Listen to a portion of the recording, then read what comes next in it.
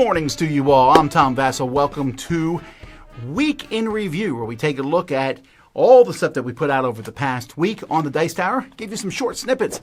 And then if you want to see more, we have links in the description. So let's go. Hey everybody, I'm Garcia. Here's what I did last week. So I reviewed Wraith and the Giants, which I gave a 7 out of 10 to.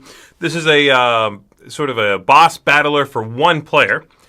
In it, you are climbing this giant and smacking them around and trying to take down their life pool before they do the same thing to you or you run out of cards. And I thought it was very interesting, though it's a little bit clunky. There's a lot of content in the box.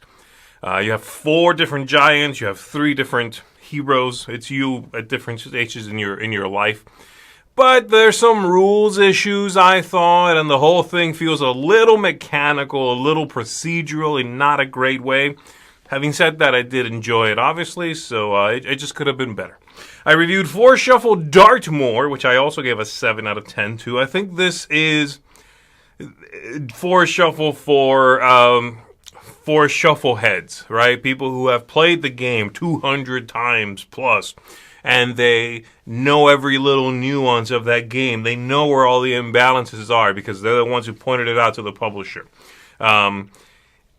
And this is made for those people with a couple of new twists to the original game, but largely sharing the same DNA. So in a bubble, in a world where 4 Shuffle doesn't exist, I think this is very interesting. But in a world in which 4 Shuffle does exist, which is our world, I think it is more drab looking. I think it adds a lot of little funky twists that don't always necessarily become a net positive.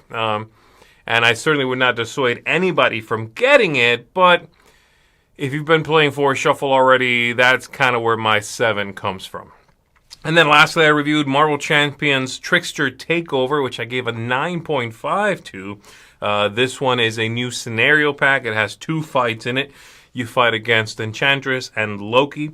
The Enchantress fight is actually a really straightforward, very good fight, fun, fairly simple to get into. So one I recommend for people that are not too far along in the Marvel Champions journey. Loki is weirder, he's harder, he is a massive multiplayer game if you want, and if you have multiple copies of this. And he's sort of a little bit annoying to deal with because of a lot of the keywords and things and what have you, especially if you're not engaging with any of that, play with 80 people shenanigans. That's where the little ding comes from. But overall, this is fantastic. It's so fun. It's incredibly well done. Really, really recommend it for fans of the game. So there you go. That's it for me. I'll see you on the next one. Hey everybody, Chris here, and I, on this clipboard, am holding my top 100 games of all time list, because that's something that we've been doing this week. You want to take a sneak peek? You want to see number 80 before you get to see it next week? Yeah, it's right on there. Hey, so this week I took a look at several games. I did 3 standalone reviews as well as 2 big compilation reviews. So the first one was Sanctuary. I gave this one a 5. I didn't really care for it. And not simply because it's too streamlined from Arc Nova. I think just as a game on its own, I didn't really like the tile restrictions and stuff that much. I didn't find a lot of enjoyment from drawing the tiles. It felt very random. So, yeah, whether or not comparing it to Arc Nova, I didn't really enjoy it. So a 5 from me. I'm not trying to be contrarian. Just didn't have fun. Next up, Steam Power, a 7. Martin Wallace train game about building out train tracks, making links between cities, carrying and transporting goods. I think it's done very well. It's very streamlined, especially as there's not like a debt mechanism, and there's just less to it. And so you just kind of get to this nice point-of-player interaction quickly.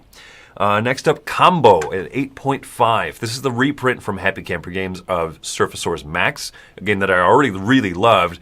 This idea of playing cards in one at a time until everyone's contributed 2 cards and you make the best poker hand and you're trying to score in that. This is one of my favorite little variations of poker-esque stuff in quite a while. And I like the fruit art and everything. Very readable.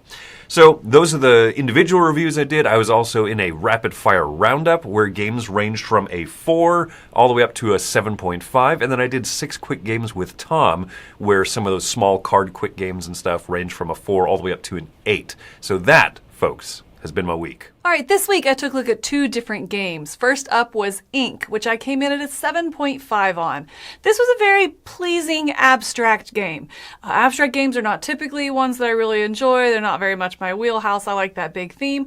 But this one kind of spoke to me. I like the very relaxed nature, the open drafting, and there's a really good balance to it of trying to get rid of all of your colors on your palette here, but also having those extra ones as well, and just kind of balancing out your own little tableau. So I enjoyed, I was charmed by Ink, came in at a 7.5. Also took a look at the new Forest Shuffle standalone box. This is Forest Shuffle Dartmoor. I came in at 8.5 on this. I really enjoyed it. I think this is a great re-implementation of Forest Shuffle. Now, do I think it is going to replace Forest Shuffle and all of its expansions? Not necessarily, but I do think this is the better version. I think they have learned from all those expansions. This one feels immediately out of the box more dynamic, more engaging with the actual ecosystem that you're building, and I really liked the card synergy play through it. So very little changes to the game, but the cards are much more interesting. So for me, Forest Shuffle Dartmoor was 8.5. That's going to do it. Let's keep going. Hey everybody, I'm Joey Evans, and here's what I reviewed this week. First off is Guildlands, kind of a pattern building game where every guild is asymmetric about how they play and all that stuff. I enjoyed this a lot. I gave it a 7.5. You should check it out if you like that kind of pattern building thing. Doesn't look like a lot in the box, but yeah, the gameplay is actually really good. Also, Here Lies. Here Lies has a feeling of Sherlock Holmes consulting detective and maybe a bit of Deception Murder in Hong Kong, but it's very open world, you have to interpret a lot. I give this a 6.5 because I like it a lot, but it's very, very group dependent. But if your group loves that sort of thing, they're going to love this game. And if they don't, they're probably going to bounce off of it. All right, then Sanctuary is a new kind of Arc Nova, except it's more about like tile placement and placing out your zoo. It kind of streamlines Arc Nova into a shorter, more bite-sized, which sounds bad, but it gives me what I like about Arc Nova in a shorter time frame. I gave this an 8. And Heroescape, I reviewed the new expansion for that, Battle for the Wellspring. I am new to Heroescape, but I love what this has. I love the one lady, the person who's got like familiars, and you control that person, control the familiars. It's really cool. Anyway, I gave this a 9. If you like Heroescape, check that out. But that is what I reviewed this week. Hi, I'm Wendy Ye, and this week I have 2 games that I've been in reviews for, and surprisingly, they both had the same review score. So I'm going to go ahead and start with Steam Powered. This is a Martin Wallace train connections game where you're putting out little rails and tracks, and you're trying to make connections and bring things over to your little area network and get them delivered. But there's some cool positive interaction in this, whereas if someone builds a factory, you can use those goods, you just have to pay them. And really, there's not a ton of money in this game, and so I think that it really tucks it down to some clean mechanisms, good interaction. All right, so the next one on my list is Sanctuary, and this is a tile laying game, which I always love, manipulating tiles and trying to get to them laid out just right. And then on top of that, it's that Arc Nova theme. It's got the Arc Nova pictures. I mean, there's a few negatives that are small, but watch the review if you want to know what those are. But really, I enjoyed this one as well, 7.5. So yeah, there you go. That's what I reviewed this week. Let's go ahead and see who's next. Hey there everybody, it's Mike Delisio, and this week I reviewed Depot, which I gave a 7.5 out of 10. Depot is a card shedding game, meaning you're trying to get rid of all the cards in your hand, but this game does it in a particularly unique way where you are limited by the types and numbers of melds that you can play by what is out in a central area known as the storage. So, clever card shedding game. It was a brand new game at the Tokyo Game Market this year, but it has since been picked up by Korean publisher Plate Games. So I think this one will likely get a wider release if it's something you might be interested in. All right, that's going to do it for me this week. Let's keep it moving. Okay, so of the different reviews I did this week, I reviewed a new trading card game, Cookieverse, which the starting decks were just not very good. It's like a Pokemon type game. It's based on a very popular IP. I didn't love that much at all, though. 5 out of 10. Sanctuary. This is the big tile laying game. It's in an Arc Nova universe, but it's basically Arc Nova in many ways, but really, really, really, really streamlined. and they streamlined it just a bit too much for me. It's so close, 6.5. Then Wraith and the Giants, a solo game. I like this one. There's some rules issues and things, but enjoyed this solo game, 7 out of 10. Ink, the brand new game about, well, basically inking parchments. It's a very abstract game, but kind of a race game. Really beautiful, 7 out of 10. Then we have Combo. This is a remake of Surfasaurus Max. This is a game in which you are trying to build a poker hand and be part of it. A nice, fun new game. This company, just Happy Camper, really putting out good stuff. 8 out of 10.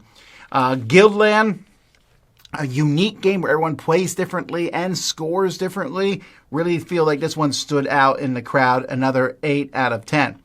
Unless you think my stuff is all good, I did do 5 games I played, so you don't have to. I also did a 6-game overview review with Chris. Some of them are good and some of them are bad. And then, of course, we put out all of our other stuff. In fact, I should mention we have our live shows that we did, crowd surfing, the top 100 started this week. But I do want to mention that every 2 weeks we put out a podcast. If you never listened to the audio show, me and Eric Summer and Julie Ahern, we put out a bi-weekly show, a podcast to listen to, so check it out, At the Table with Tom, Eric, and Julie on the Dice Tower. Anyway, that's all the stuff we put out this week. I hope you enjoy it. See you this week. Now, Tom Vassel speaking. Well, I'm out.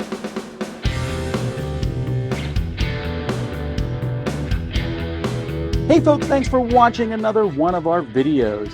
If you like our videos, if you like our channel, if you would love to game with us at one of our conventions, check out Dice Tower Cruise, Dice Tower East, and Dice Tower West. Fantastic conventions where we play games with wonderful people, a humongous library, and lots of other events and stuff. Also, don't forget to check out our channel, like and subscribe. I'm Tom Vassel. Cthulhu wearing a life preserver? Look at you. Good boy. Ugh. Found a water tile here from HeroScape. I dropped this out of the box. Who does this? Treat things with respect. Dropped it again. Got it. I'm going to eat it now.